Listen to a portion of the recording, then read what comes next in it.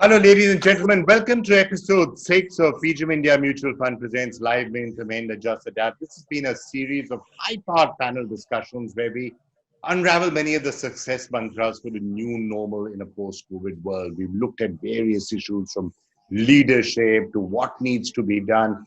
Today, we're going to look a little bit in the future. India at 2030. Yes, this pandemic has struck us, but 10 years later, will India have recovered? Will India be a global power? Will India have solved many of the issues that we are dealing with so much? So that's what we're going to try and address. I'm Vikram Chandra, founder of Editorgy, and we're going to be looking at India at 2030, ready to break out. What is it that India needs to do to be a leader? First, the fiscal stimulus. Now, a lot of people have wondered about whether a little bit of a more greater dose of Keynes is required. And you were right. There was a time when it was felt that given there is a supply shock, maybe you shouldn't do it. But now, if you really want to kickstart the economy, you want to get growth back, then isn't this the time now for a certain amount of enhanced stimulus? And if so, which are the areas in which you think it should go? Yes. So answer is yes, and I think my calculation is I'm still remain fiscally conservative. So I said let's keep it up to about 2% of the GDP. That will be fantastic. Actually, we are having a current account surplus that is indicative of the fact that currently our expenditures are falling short of our output. And over the year, even very conservatively speaking, this fiscal surplus will remain about 1% of the GDP. And as a developing, growing economy, we ought to be more around, between 1 to 2% of deficit rather than a surplus. So that to me brings in minimally, I think, 2% of the GDP kind of fiscal stimulus we can go with. In terms of where we should go after, so I thought a good bit about this, and my own ultimately where I come out is that some of it should go into cash transfers, both rural and urban. I think we are focused only on rural transfers, but urban also. That you got urban poor as well, and the bank accounts now exist for both the urban and rural poor, and so some cash transfers there. Bulk of it, more than 1% of the GDP, I would spend on infrastructure. Mr. Shankar, if I could just turn to you first. The questions aren't entirely de-linked because if India wants to play a role as being one of the global leaders, and that's obviously the position that India should aspire to with the size and the population and our heft in the world, we should be one of the global leaders.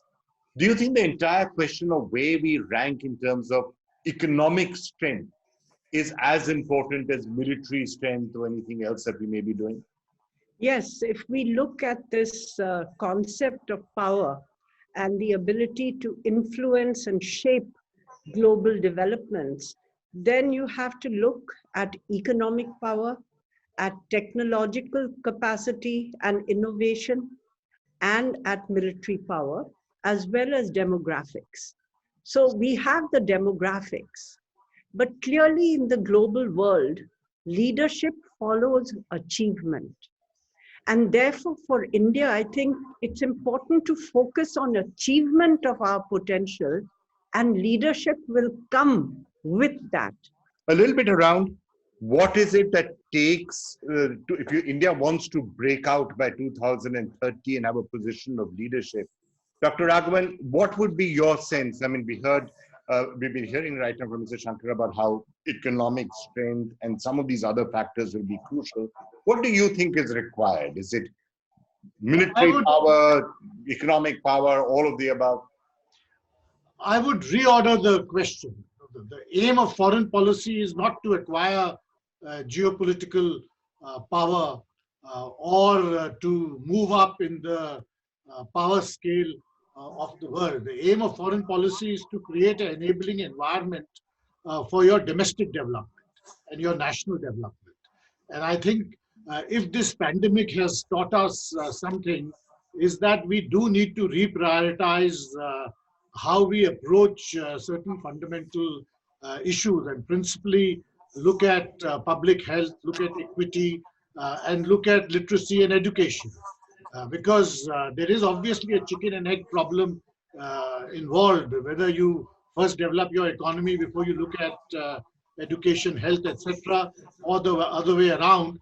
But if there is a lesson from China, from South Korea, from Singapore, and so on, it is that your economy will never really take off unless your social demographics are strong enough for it to take off. How do you skill a population unless they are literate? And I think the a much sharper focus on your social indicators, especially of health, uh, position of women, education, is really, to me, one of the principal takeaways of uh, uh, this pandemic and how we should approach the position of India in the world. Kumanesh Ramkrishnan, let me get you in on this. 10 years from now, if you are to look at what India would perhaps be needing to do if it wants to be ready for a breakout, what would come to your mind?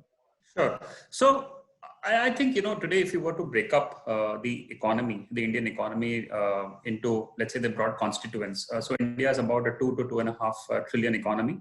The good thing is that, when you break down the economy into three key verticals, what constitutes that 2.5 trillion. One is you have services, which is roughly between 65 to 70% for India.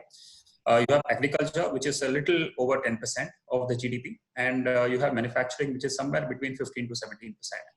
So when you look at the overall breakup, clearly services is the single largest engine that has been fueling India's growth for the last many years.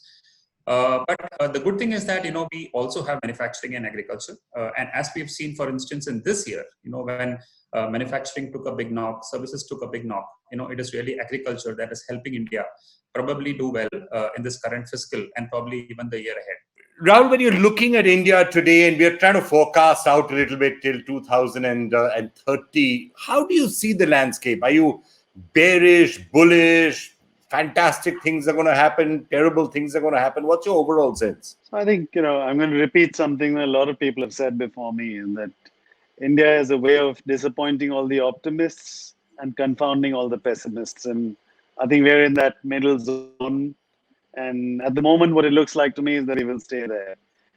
We've gone through some cycles. We went through, after the global financial crisis in 2008, I think the policy mix that was chosen was one of, having very loose monetary and loose fiscal policies.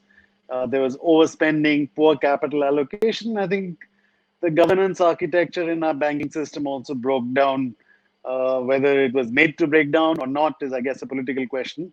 But the result is that it broke down. There was a lot of leakage of capital. And therefore, trying to fix that and come out of that has taken us quite a while to restructure the banking system.